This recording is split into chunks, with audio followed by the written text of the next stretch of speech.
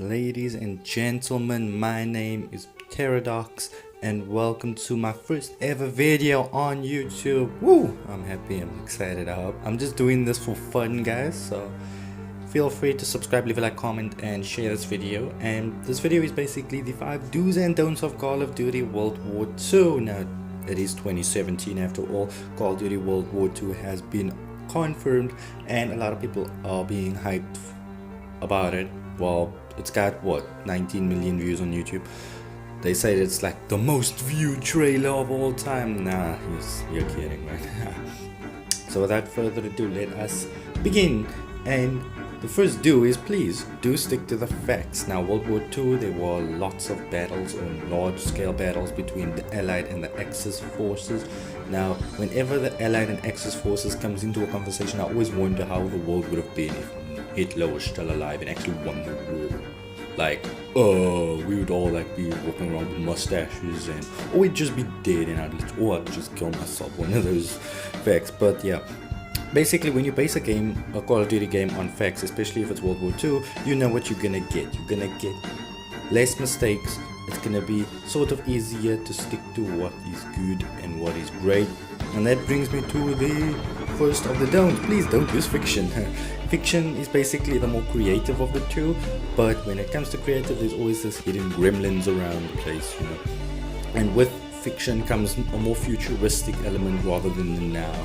And we've seen where Call of Duty has gone in the now element, so I definitely recommend not following that.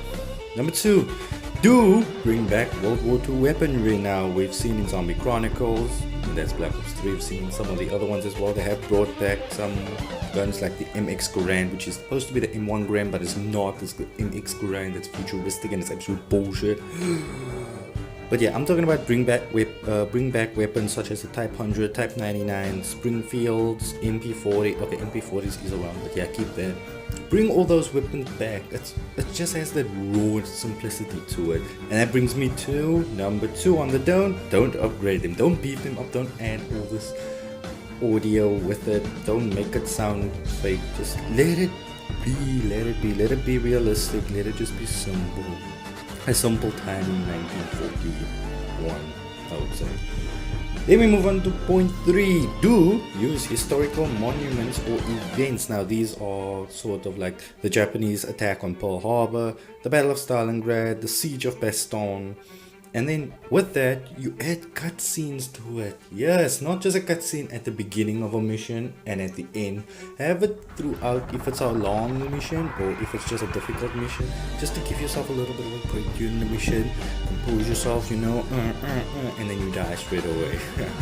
But basically, that also brings me on to number 3 of the don'ts. Don't overdo it. So don't have a cutscene every 5 to 10 minutes, because then you're engaged in this huge battle against against the Nazis, and then a cutscene kicks up. Then you're like, okay, this is a cool cutscene. You look away for a moment, it's back, and then you end up being stabbed in the face, and then yeah, you rage, and then you break a controller, break your PlayStation, dig a hole in the ground, throw it in there, pee on it, and then that's the end of that. So yeah, don't overdo it.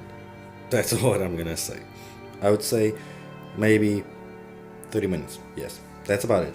30 minutes. Then we move on to number 4, which is probably my most important one, which is do show brutality. Almost didn't say brutality properly. But basically, that's the essence of the war, the absolute chaos between the Axis and the Allied forces, the losing of soldiers, the losing of territory, loss of loved ones and family. That is basically showing what the true heart of an American is, or the heart of a Soviet was at the time. Now, with that comes the counterpoint, which is number 4 of the don't make it a game for kids, which basically means take out all the brutality.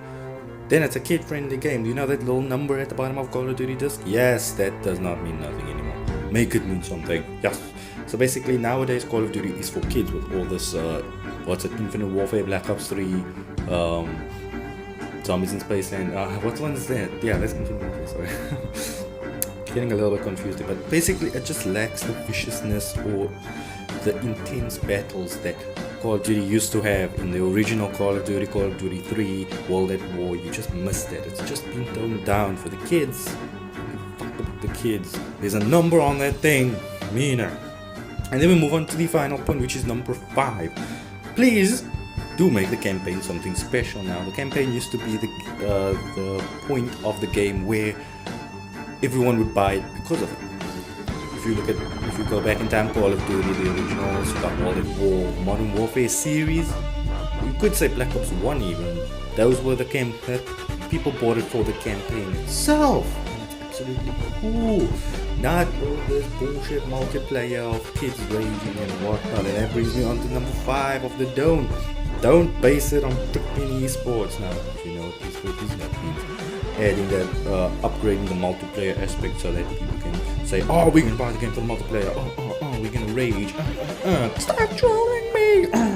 Yeah, it's sort of something like that. But basically, they've already got esports stuff. That's CSGO, Overwatch, Street Fighter, whatever nonsense. I don't watch that, so yeah. Basically, you're gonna fill it up with snipers or sniper retards, yobbos, don't even know what that word means, and trollers. That's funny, but it's still retarded. And yeah, you're gonna put all that stuff back in, and then it's gonna be it's almost like the element of that snipers in Black Ops 2.